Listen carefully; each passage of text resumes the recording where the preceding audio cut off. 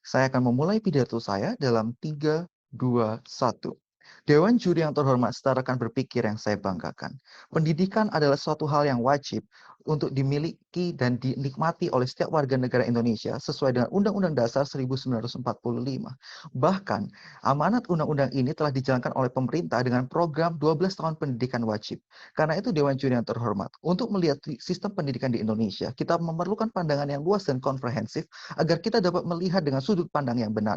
Izinkanlah saya, Sebastian Abednego Purwacaraka, untuk menjabarkan mengapa dunia pendidikan ini penting dan bagaimana untuk mempertahankan eksistensi dunia pendidikan lewat biaya-biaya yang memang perlu dikeluarkan. Dan izinkanlah saya juga untuk menjabarkan bahwa apa yang telah dijabarkan oleh tim pemerintah merupakan ada suatu kesalahan konstruksi berpikir yang harus kami luruskan. Dewan Juri yang terhormat, apa itu sebenarnya pendidikan tinggi seperti yang dijabarkan oleh tim pemerintah? Pendidikan tinggi adalah pendidikan setelah 12 tahun pendidikan wajib yang dapat kita lakukan di politeknik, universitas, maupun sekolah-sekolah tinggi. Sebagaimana kita tahu, dalam dunia pendidikan universitas ada dua jenis universitas. Yang pertama ada universitas negeri dan universitas swasta. Jika tim pemerintah memandang, jika kita mengeluarkan biaya untuk pendidikan dan kita dianggap sebagai konsumen, bagi kami hal itu adalah sudut pandang yang salah, Dewan Juri yang terhormat. Karena kita tahu bersama untuk dapat mempertahankan eksistensi diperlukan pengeluaran-pengeluaran. Pada dasarnya Dewan Juri yang terhormat, dunia pendidikan membutuhkan biaya dan bukan hanya oleh universitas swasta tetapi juga oleh universitas negeri. Itulah yang terjadi dan kata gratis sebenarnya Dewan Juri yang terhormat bukanlah gratis secara harafiah tapi bagaimana kita disubsidi oleh orang lain. Ada 4 poin yang dijabarkan oleh tim pemerintah seperti tarif biaya pendidikan yang mahal, seperti tidak diterima di PTN dan membuat orang tidak rasional sehingga harus berhutang hingga untuk masuk ke sekolah swasta. Bagi kami itu adalah konstruksi berpikir yang salah. Karena banyak di luar sana, orang memasuki universitas bukan hanya karena universitas itu mahal, bukan hanya karena dia tidak diterima di PTN, tetapi karena pilihan individu tersebut.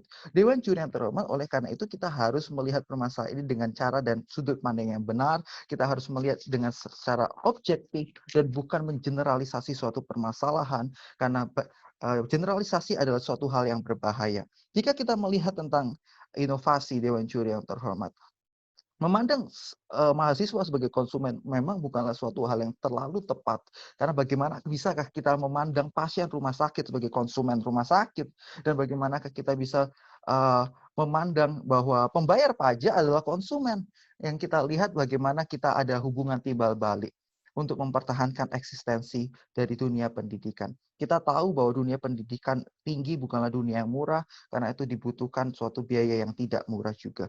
Karena itu Dewan Juri yang terhormat, kita lihat ada beberapa kesalahan berpikir yang akan ingin saya tunjukkan pada kesempatan ini. Bagaimana tim pemerintah melihat bahwa ternyata biaya itu berhubungan dengan fasilitas. Tetapi yang tim pemerintah jabarkan adalah fasilitas-fasilitas pendukung.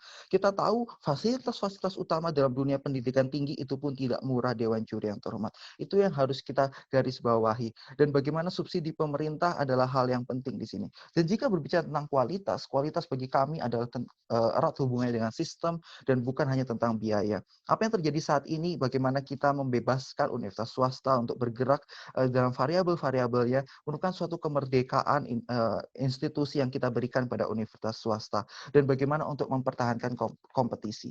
Tanpa kompetisi, Dewan Juri yang terhormat, tidak ada inovasi.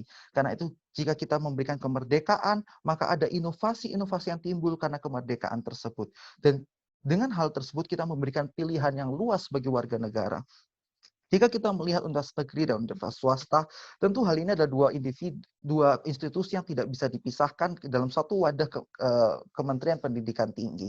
Tetapi Dewan Juri yang terhormat, kita tahu bagaimana universitas negeri ditopang dengan bantuan-bantuan yang lebih dari pemerintah dibandingkan universitas swasta.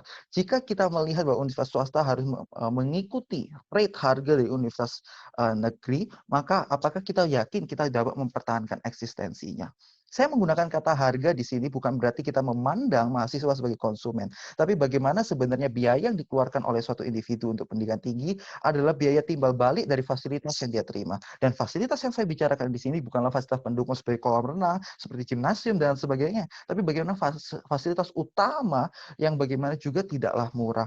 Karena itu Dewan Juri yang terhormat, jika kita melihat bahwa biaya berhubungan dengan tenaga pendidikan, maka menurut kami hal itu salah. Tenaga pendidikan seperti dosen, seperti yang telah disampaikan oleh tim pemerintah, kami yakin dosen adalah pribadi-pribadi yang mulia, yang tidak hanya sekedar melihat materi, tetapi juga merupakan suatu pengabdian. Dewan Juri yang terhormat, jika pemerintah berkata bahwa dosen-dosen yang bagus dimonopoli oleh universitas yang baik, dari mana universitas yang baik ada universitas yang mahal, bagi kami hal itu ada yang salah. Jika kita melihat kondisi nyata di lapangan, masih banyak siswa-siswa SMA yang mengincar PTN karena di PTN lah tempat individu-individu terbaik, tempat dosen-dosen terbaik. Karena itu status quo ini perlu dipertahankan untuk menjaga eksistensi, untuk tetap menjaga persaingan agar inovasi itu terus meningkat dan bagaimana kemerdekaan setiap institusi itu kita jaga dan bukan kita kekang dalam suatu peraturan-peraturan yang bagi kami pandangan pemerintah ini sebenarnya timbul dari kacamata kuda yang dan dari prinsip yang sangat subjektif dan tidak objektif. Itulah Dewan Juri pandangan kami sebagai tim oposisi mengapa kami ingin mempertahankan status quo ini. Terima kasih.